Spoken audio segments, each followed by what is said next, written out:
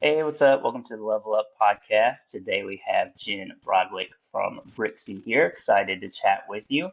So Jenn, how's your day? Welcome to the podcast. Thank you. Yeah, I appreciate the invite and I'm looking forward to the conversation.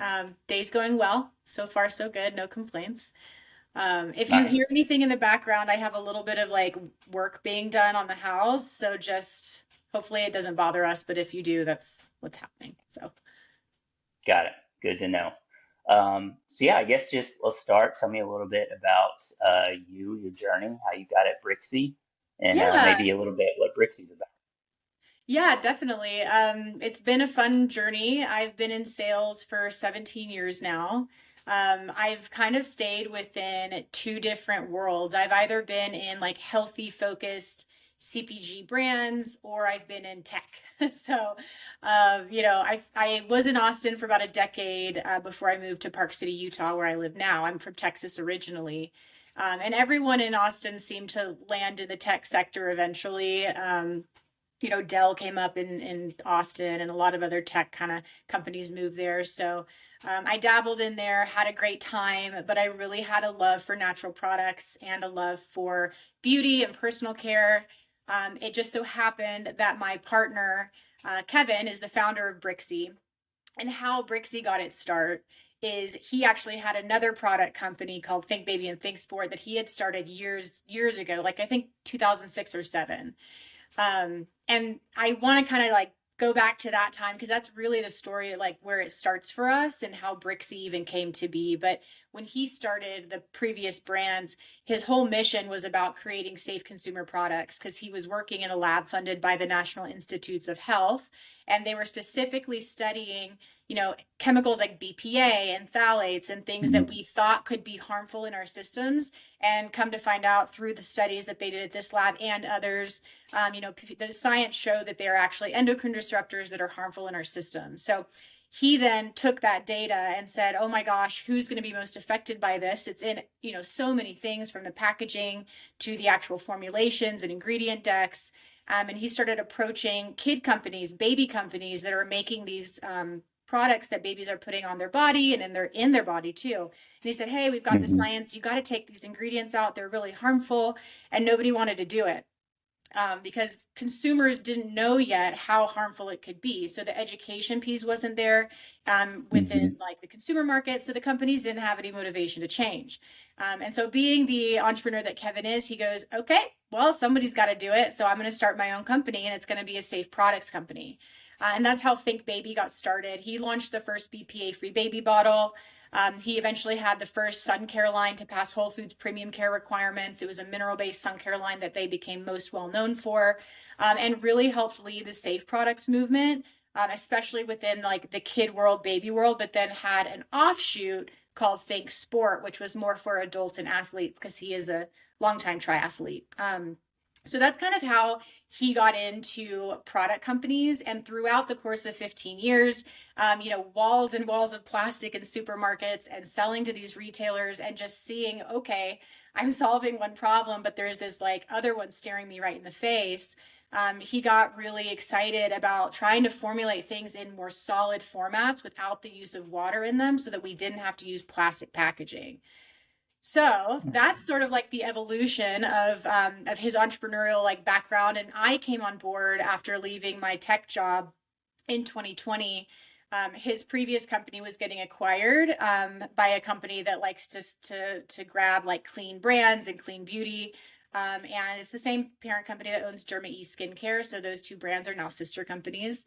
But after that acquisition happened, we started thinking about what he wanted to do next. And he'd already started formulating some of his products that he made at Think into solid format. We just hadn't gotten to the point of him launching them yet.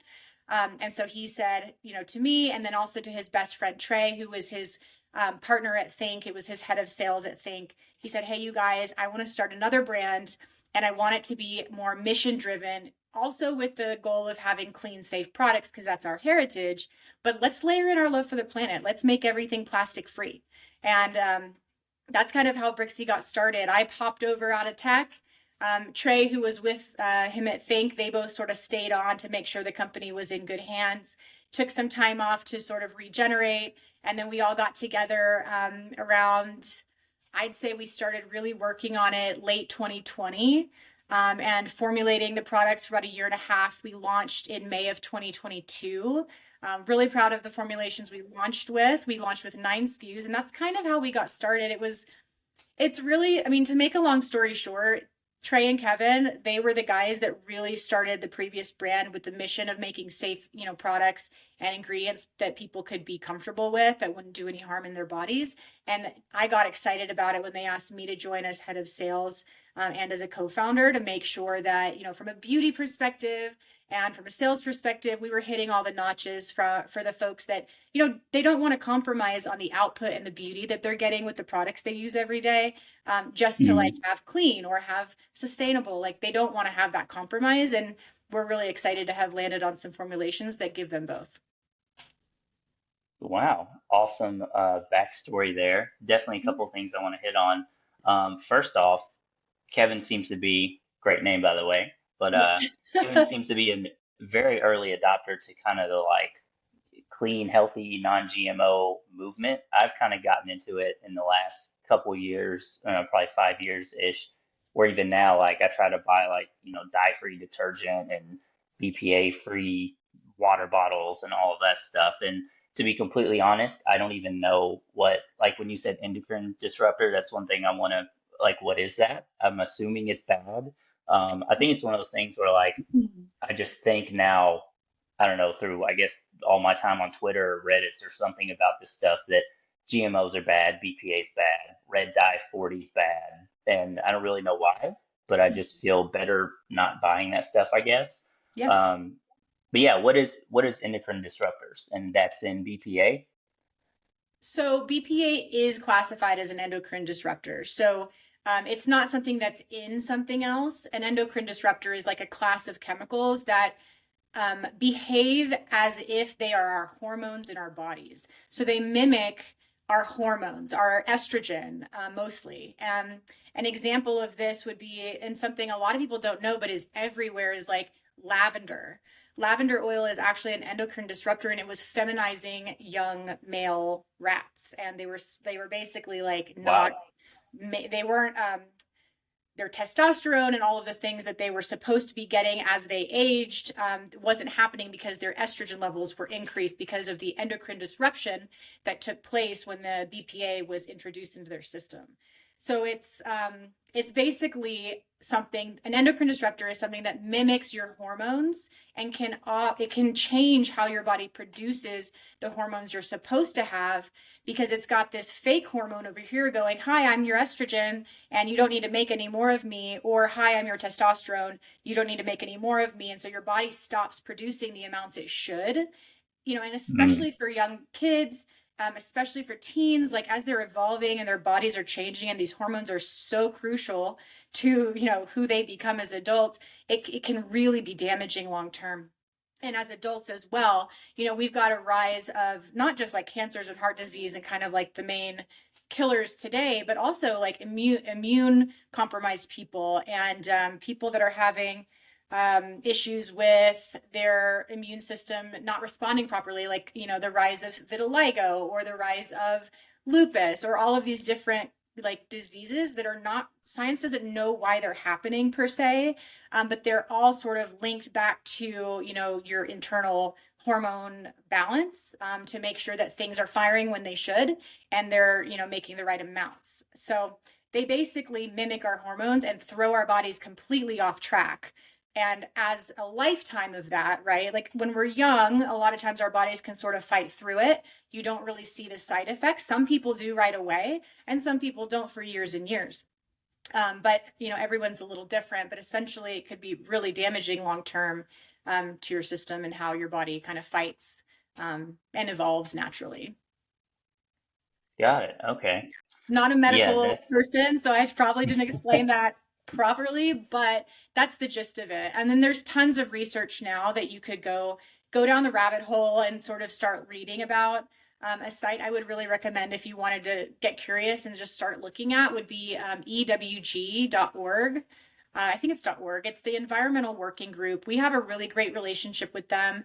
They, the CEO and Kevin go way back because of their time together with Think. They essentially are sort of like the watchdog group here in the States that keeps brands honest, because there's not really great federal regulation around ingredient safety, if you will. There's lots Hmm. of discussion today about what is clean beauty, what does clean products mean, and I'm all for that question. I love it when people write into us and say, are you clean? Because it gives me an example to say, we're safe, but here's why. And it's clean is not regulated, so it's really hard to navigate that as a consumer, because a lot of brands are just slapping it on there and people Hmm. don't know like all the different ingredients that they can't pronounce. Some of them are safe and some of them are not, and they just, EWG does a really good job making it really easy for consumers, if they're curious, to go look up a product or look up an ingredient and see what their ranking is, if it's safe or not, and why, and what the studies are behind it. So they'll link to like peer-reviewed science and studies that actually give them the leg to stand on when they say why something is safe or not. And so I really like it because they're not just using their own opinions and theology. They're actually taking peer-reviewed science to make these statements on their website. Nice. Okay. So ewg.org. I'll check that out. Yeah. Um, Already got a good nugget of actionable info, which sounds like guys shouldn't use lavender for anything because it's going to reduce our testosterone. Really anyone, honestly, even females too, because it could, again, if you've Oh, already got really? this like fake hormone in your body could stop producing, the natural levels of estrogen. So really everyone should avoid it. Another one that is really common in a lot of hair products is tea tree oil. Tea tree oil, it gives you that Oh, yeah. tingly feeling. It makes you feel like something's Mhm. working on your scalp. It does stimulate, but at the end of the day, it's also potentially an endocrine disruptor. And there's more science that needs to be done to really prove it as such. But my opinion is, until I know it's safe, I like to just stay away. And Yeah. because there's a concern around that ingredient, I definitely would recommend people wait and see how the science evolves around it. That's the beauty of science, is that we're always learning more as long as studies are being done. We're learning as we go. So I definitely just would say lavender oil and tea tree oil for people. That's in a lot of hair care products, body care products. Just maybe stay away till we know a little bit more about those. Good to know. Okay.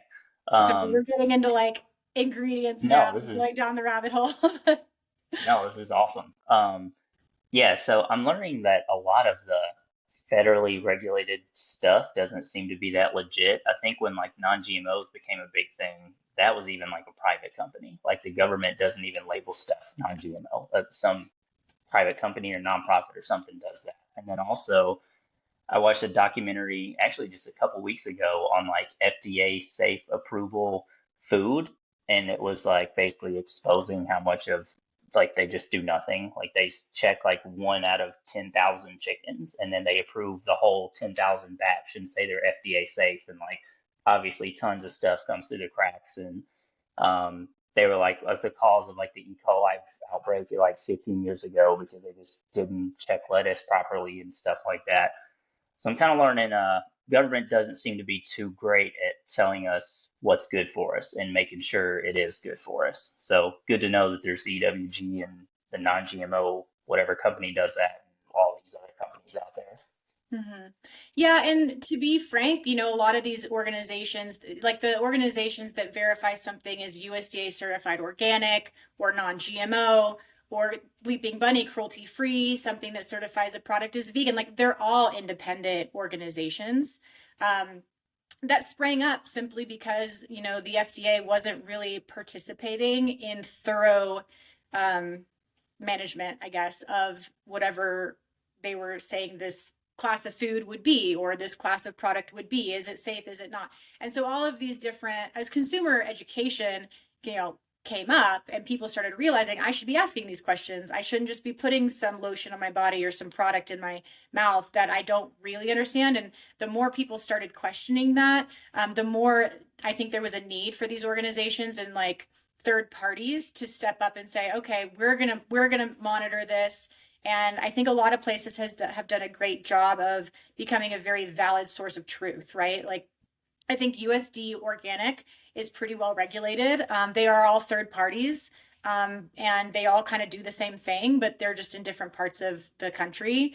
Non-GMO is another example. Leaping Bunny is another. So there's all these different classes of claims that brands can kind of step through in order to market their product, food or beauty, to a consumer, right?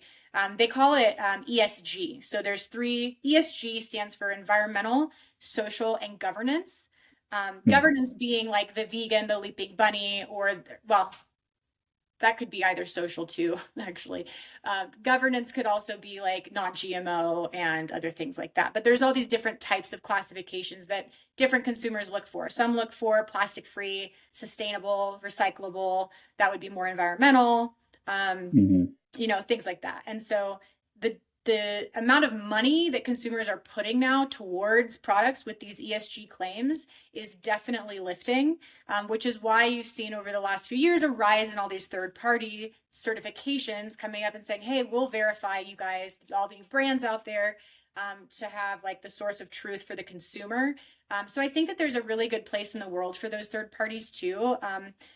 Some are more they're kind of established now, and some are still coming up, but I definitely appreciate the work that they're trying to do overall. I can't speak to like one-off third party and say like which one I trust the most. I think most of them are pretty much trying to do the right thing. But just not knowing, the inner workings of their organization, I wouldn't try to speak to that. But in general, I think it's a really good thing for consumers to look for, because it is that third-party validation that, okay, somebody's looked at this product, somebody's checked the box that it's safe or good or whatever I'm looking for, and they have the icon on the packaging to prove it, right? Like, okay, now I feel good about making this purchase. Yeah. So I'm going to steal this from, I guess, people that email you and ask when they say, what is clean? Because I kind of know, when I'm shopping for food, I kind of usually look for like non-GMO and organic and all that stuff. I kind of know the stickers to be looking for. But in the, I guess, health and beauty world, I'm like a typical dude. I just kind of get whatever bar soap is there and like whatever shampoo and conditioner. Honestly, I don't really think much about it. But I don't even know what labels to look for, really. So like clean, is that like literally a label that will be on like good products for health and beauty? And like what does that mean? It's not like an icon that's given to a brand from a third party. That's why there's no real regulation. There's no third party saying, oh, they're clean, right? And giving them some sort of like icon they can put on their packaging. But you will see brands put clean beauty or clean something else on their packaging, which is super vague. And, we at Brixy, we really tried to stay away from using the word clean anywhere. It's just not informative. And so there's other things you can look for chemicals or ingredients that you really want to stay away from. And a lot of brands are doing an okay job of sharing those. And they do it more in their marketing than they would on their packaging sometimes. But you could find things on packaging that says like phthalate free, paraben free. Those are two classes of chemicals that are known irritants and endocrine disruptors. It depends on what the product is. For beauty and personal care, we're doing hair care, so we don't have sulfates and silicones in our product. Not necessarily that the silicones are bad internally. It's more about damaging the hair long term, actually. And sulfates are kind of the same thing. It's shampoo and conditioner is something, it's topical. You put it on and you rinse it off. It's not going to sit on your body and like soak in per se. There's a chance that it could at some point, or maybe it gets in your mouth. I don't know if that would be gross, but we're a rinse off product really. And so we just really worry about, the things that topically could be irritating to your skin, your scalp, or your hair, and try to stay away from those. So, but the things that you might want to look for could be the sulfate-free, phthalate-free, and paraben-free. Those are like body care in general, lotions, potions, anything you're putting on your body. Those are kind of the three that you definitely want to avoid.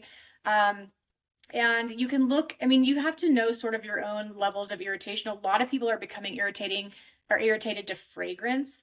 Oh, and that's another thing to touch on.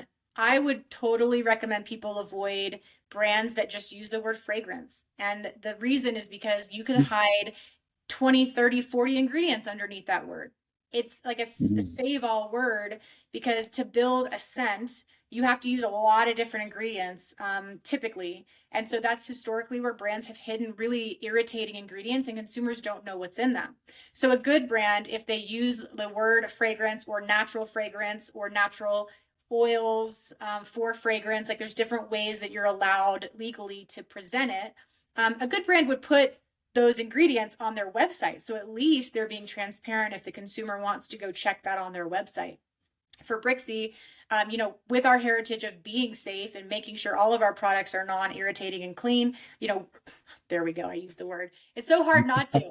But we want to make sure that people are aware of what's in everything we put in our products. And so we don't use the term fragrance or even natural fragrance. We just list the ingredients that make up our scents right on the packaging so people know exactly what it is. And then we take it a step further and we only use a maximum of 3 ingredients. And it makes our scents really light and Wow. they're nice to use, but they're not the scent that's going to linger with you for 5 days. So they're better for people that are sensitive to strong scents. They're better for people that are sensitive to the ingredients that can be in fragrance. The big unknown, what's in my fragrance. So we wanted to be really thoughtful about how we built our scents. And so you'll see other brands along the lines of scents using the word like natural fragrance. And typically those are like better than just a brand that's using the word fragrance because it's natural. But natural things can also be harmful. So you just want to do a little extra research if you're curious, really what's making up the scent you're using. I'd go to the brand's website, see if they list it, and if not, reach out and ask. There's no reason they shouldn't tell you. So if they don't tell you, that's a definite red flag. But I think most brands would probably share it, I would hope. Yeah, I feel like already if I'm going to go to a website and email someone to get a list, that already seems like a red flag. Like you're making Right. me go through all this, like Exactly. when like you guys, if it's just 3 things on the package Right. versus emailing customer support, like I don't know, I've kind of learned also through all my little bit of research, usually the shorter the ingredient list, the better the thing is for you. Yeah, that's a good rule of thumb. Depending on the product, some products are really simple to make, some products are not. But I think that's definitely a good rule of thumb to kind of live by. Especially, people are living their lives. They don't have time to go out and research For every sure. Yeah. ingredient. And like that's why, the responsibility does lie, I think. Not everyone may think this way, but I think it lies with the brands to do the right thing up front. And that way consumers are not left, having a bad experience or reaction or something. I mean, people are allergic to various things. You can't really avoid it 100%. But if you're doing your best to build really safe products, do your diligence on this, efficacy and safety of the ingredients you're using, and then building really simple but effective products, which is what we've really done at Brixy, that's the best way to go about doing business. And there might be somebody who's allergic to something down the road, but that doesn't mean that you didn't, do all the checks and balances before you release it into the marketplace. I think that responsibility lies with the brands to do better for consumers. I think the EU is doing a little bit better of a job of that, managing it from a governmental standpoint. Hmm. And we're hopefully catching up here in the US, but until that really does happen and regulation gets a little tighter, it's definitely something that the brands need to own, I think, for consumers. Yeah, I agree with you there. Talking about the development of products, you mentioned that Brixie was in development for a year and a half, right, before being launched. Yes. I'm just kind of curious, almost on a like a business side of things, is how what does development look like of a brand like this? Like when I see it, I just see, a bar of soap, and I'm like, oh, it can't be that hard to make. But then you say it's a year and a half to figure out how to make that right. I Hmm. mean, I don't know. It seems to me like, not to like discredit anything you guys have done. I'm sure it's amazing, but I don't know. It seems like you could make that in like a week or two. But the fact that it takes a year, like there must really be some stuff going behind it to make sure it's like the perfect bar soap, perfect scent level or ingredients or whatever. Like, Yeah. how much do you know about that process? Yeah. So what I can share is, you can make a bar of soap in a week. Like you Yeah. can. But for us and our process, we having Kevin's experience building, Think Baby and Think Sport before, he knew how to go build products. It's not that we didn't have the resources, and we knew that the third party manufacturers that did this stuff, like we already knew that. But what we didn't know is, we're jumping into solid hair care, which is a whole new experience for consumers, right? So we had to think about, how is the application going to perform? As much as we know, okay, we know these ingredients will perform in a certain way, but will they perform that way in a bar? Like they perform when they're sitting already mixed with water, right? Like the performance changes when you change the format, and potentially the efficacy could change, right? So we wanted to make sure that we went through as many checks and balances as we could, as much user testing as we could, to make sure that the product that we launched worked for the customer it was targeted at. And for Brixy, we launched with 3 SKUs essentially in 3 scents. We've got 3 shampoo bars, 3 conditioner bars, and 3 body wash bars. They're differentiated by scent, but the formula itself is the same. And so we did that because we wanted to launch a shampoo and conditioner line that worked for all hair types. So not only was it, oh, we need to make sure it does whatever job we want for this person, it was all these other hair types we had to test on. And we had to make sure that like curly people with dry hair could use it, curly people with oily hair could use it, wavy hair, straight hair, and there's a whole slew of curl types out there. So we really needed to go through a lot of checks and balances to make sure that the bar that we're going to enter into the market with and say works for all hair types can actually work for all hair types. And that took a lot of time. So I really am proud mostly of our conditioner. I love our shampoo. I love our body wash, but the conditioner for me really shines because that is really the true product that makes it work across any hair type. It's a buildable product. You could take a little bit in your hands for somebody with short hair and just sort of rub it across the ends and rinse it out. You've got some nice hydration back into your hair after cleansing it. But somebody who's got curly hair or dry hair could use a little more product, let it sit. It's actually buildable, so you could work more of it into your hair, wrap your hair up and let it sit for a minute or two while you're cleaning the rest of your body. And that's going to allow the formula that we came out with to actually penetrate to the core of the hair versus just sit on top. So we're actually helping people with curly dry hair, plump up their hair essentially from the inside out. But if you have, you have enough oil and moisture or whatever, you don't want a lot, but you do want to detangle or just soften, you can use a little bit and it does do the job. So I'm really proud of the conditioner formula mostly, but we had to make sure the shampoo wasn't over drying and that it worked on all hair types, that it worked on color treated hair. So a lot of women mostly, but men too these days, they're going into the salon and spending hundreds of dollars to put color on their hair, and they don't want to have that ruined by a harsh shampoo. And so we had to go from ingredient selection to make sure we're not using sulfates and harsh cleansers that would lift the cuticle of the hair and cause moisture or color to fall out. Because I don't know if you know this, so I'm just going to go through it real quick, but the hair is essentially made up of 3 layers. There's the core, which is the medulla. There's a center part that's made up mostly of protein. And then there's the outer layer, which is the cuticle. And the cuticle sort of is like shingles on a house. The cuticle sort of sits overlapping. And if you lift that cuticle up with a harsh cleanser that kind of shocks it and goes, ugh, it lifts up, and that's when moisture within the hair can come out, or color that's been deposited in the hair can change or come out as well. And so you want to choose a moisturizer. You want to choose a shampoo that is not going to lift that cuticle if you've got color treated hair or if you've got dry hair. And curly haired folks tend to have drier hair because by nature of their curly hair, their cuticles don't lay perfectly flat a lot of times, which is why they suffer more from frizz, I think, in general. But anyways, back to the formulation, we had to go through a lot of checks and balances to test against all these different hair types and make sure that these products did truly work well across all hair types. I don't think that you're going to win 100% of the population with one formula. We are going to be coming out actually later this year with a facial care line, but within hair, we're coming out with a deep hydration formula for dry and curly hair specifically for the people that really need more. And yeah, that's going to definitely happen for us, but that's why it took us a year and a half to get those formulations right, is because we wanted to launch with a product set that would appeal to a wide range of customers as we entered the market and announced ourselves. And the other thought behind doing it that way was, this is a new thing.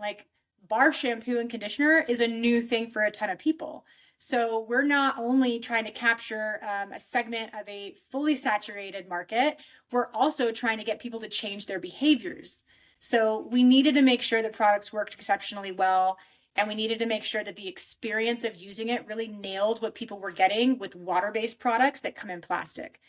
And I'm really proud to say, like, we call ourselves internally, like, we're the best transition bar. There are other good products out there, but we're the best one for somebody getting off of liquid products and plastic, because we give you that sudsy experience and the hydrating and detangling with the conditioner that you expect from water-based products. And not all bars perform the same. Some of them don't suds at all. Some of them don't even have surfactants that would give you a suds. Some of them are bars of soap masquerading as shampoo, right? The ingredients are bar soap ingredients, not shampoo ingredients. So there's a lot of different things that we had to take into account before we entered the market, which is why it took us a year and a half. But we nailed the experience, we nailed the formula. It works for most hair types just really well.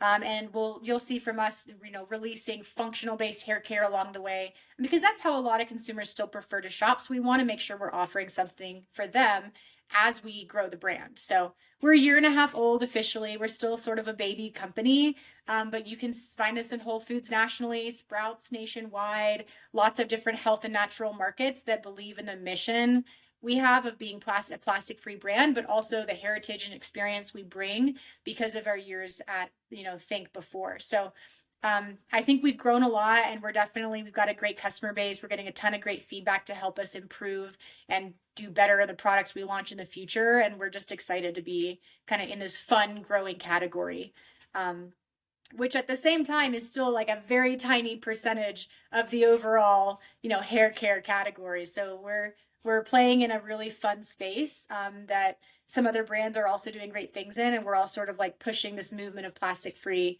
forward together, in my opinion. But Wow, okay. So obviously it's a lot deeper than just making a bar of soap. And I'm yeah. glad you said that because you guys make bar shampoo and bar conditioner, which I've never seen in my life until I checked out your website right before this. So like Mhm. how, I guess, are you guys the first ones to do that or the only ones to do that right now? Or like how, obviously wanting to go plastic free was a reason for that. But how does I guess just how is the experience with that? Because like I'm a like traditional, I have a bottle of shampoo or whatever that is like you say liquid based and yeah, bar. I always think bar soap, but I've never thought of bar shampoo. Never even seen bar shampoo. Yeah, so I kind of heard two questions in there, so I'll back up and address the first one. We're not the first brand to do this. There's some other really great brands out there, not a ton, honestly. There's some other great brands that are doing bars and have been doing bars for years. Kevin, when he had Think, he was so focused on that company that he didn't have the opportunity to introduce the bars before the acquisition happened. So that was sort of coming with that brand, but things got that they went a different way. They were required, and then the new owners didn't want to do it. So that's how Brixy got to become a thing. Is that they said, hey, we have no interest in this. We're going to stick to what we know, which is fine. And so we were able to go then build Brixy. But we're not the only ones doing it. I think there's some other wonderful brands out there that are with the mission of being plastic free and doing better for people and the planet. Um, to say like what the difference is, like just think of your current shampoo and conditioner that's in your shower right now, squish out the water, and all those ingredients that are left without the water, that's a bar of shampoo or a bar of conditioner. So they look like soap, they're not. They have a completely different profile of ingredients. Um, Again, you'll see like soap free or um, if you look at the ingredient deck of a bar of soap versus a bar of shampoo, it will be completely different. You might have similar oils and butters like shea butter or cacao seed butter or an oil that's really good for hair and skin, but the cleansers will be very, very different. And that's the biggest part because your hair has a certain pH to it that is much lower than what your skin can take. Most bar soaps range from 8 to 9 pH, and most shampoos are in the I'd like to say 5 to 7, but your hair really is like a 4.5 to a 5.5 pH, so they should be within the 5-ish range. Our bars are 5.5. But a lot of shampoos are still pretty harsh cleansers, and they use sulfates and things that are not great. And so those are going to range in like the 6 to 7. So there's a whole slew of different ingredients you could use for bars or shampoos. But when you look at them, they should be the same gentle cleansers that you'd find in a liquid bottle of shampoo as what you find in our bars. And there, if you look at our bar soaps, our body wash bars, or our shampoo bars, they're completely different cleansers. And that's by design, because the pH of the shampoo is completely different. The cleanser is much more gentle, and it's got oils and butters, whereas our body wash bar has a stronger cleanser to it, but it's also paired with like shea butter and olive oil and coconut oil to help nourish the skin. So it's about formulation, and it's about ingredient selection and how you pair these ingredients together, how you mix it together, how you extract it and make it a bar. Like there's a whole process that I won't get into, but using it from a consumer standpoint, you just want to look for the same ingredients that you're already getting from a product that you like that's water-based and comes in plastic, if you want to make the jump to a more sustainable hair care routine.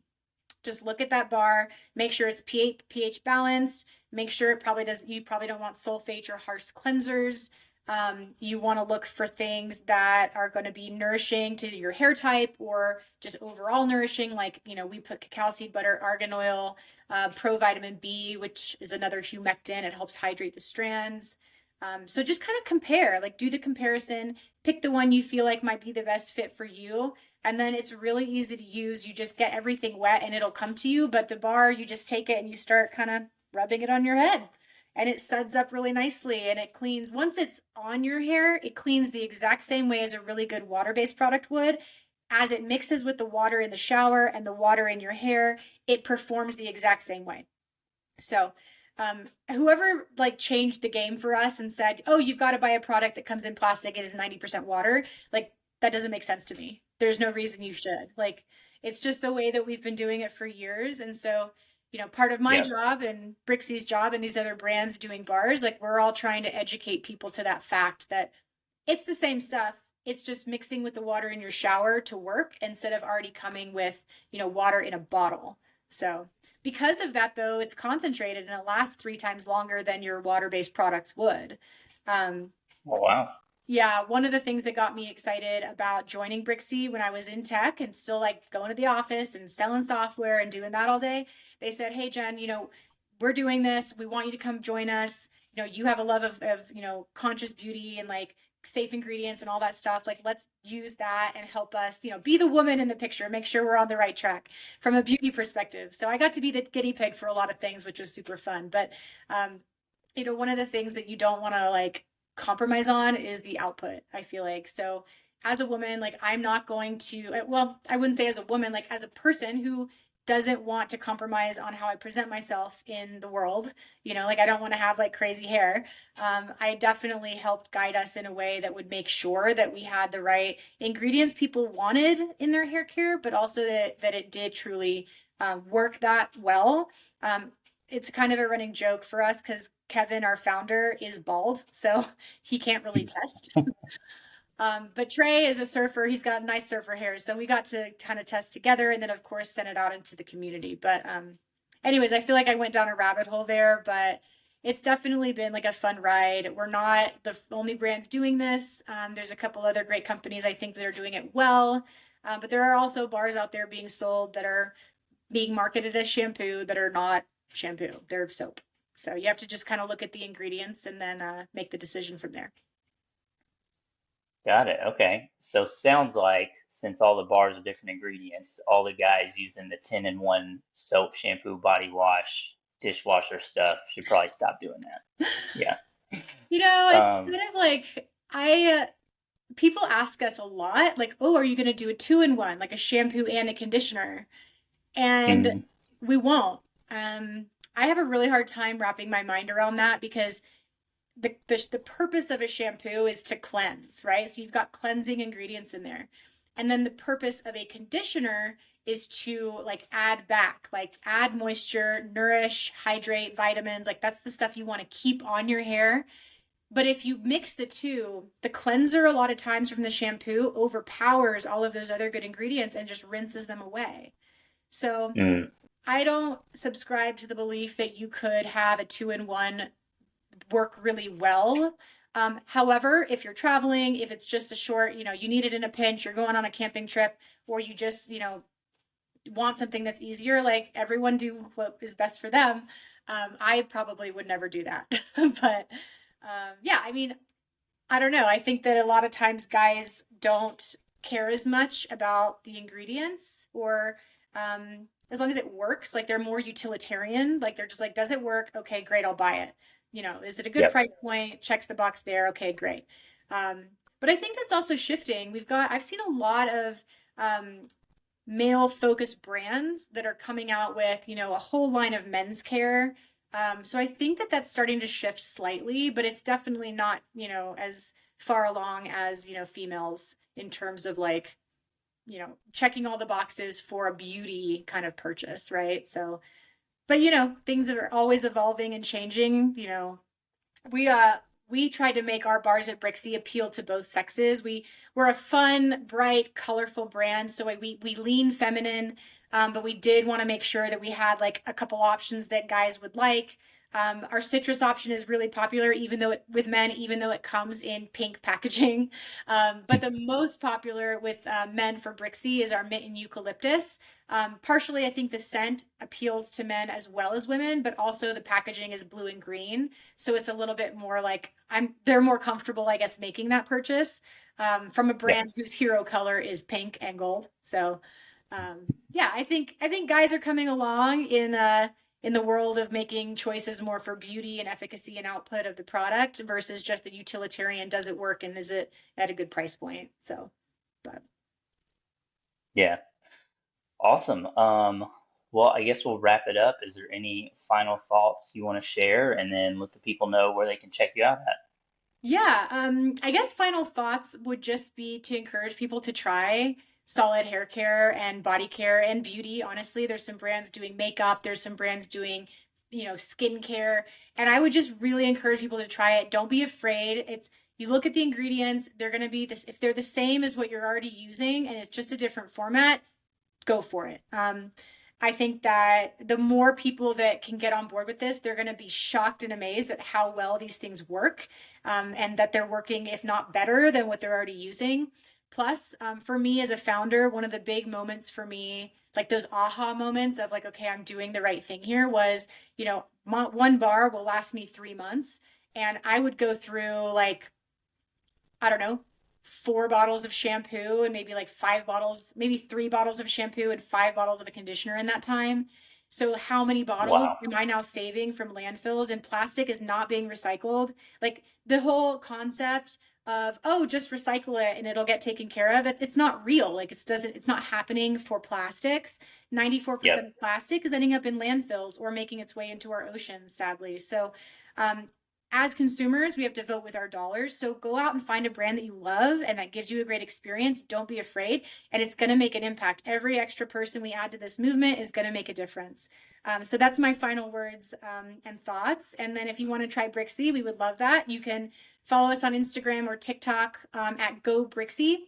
So GoBrixy. And then you can shop us at GoBrixy.com. We also have Amazon, of course, but I would shop us on GoBrixy.com because there's a bundle feature where if you as you add a different bar, you get a bigger discount. So there's incentive to try new things. So I would shop us there if you're hearing this on the podcast. Awesome. Well, I love the idea of vote with your dollar, and sounds like you can even save some money and help the environment out. So, Exactly. It's a thank win-win. you, Jen. Yeah, thank you today for joining us. I hope you guys enjoyed. Make sure to go check out Brixy, and we'll see you guys next time.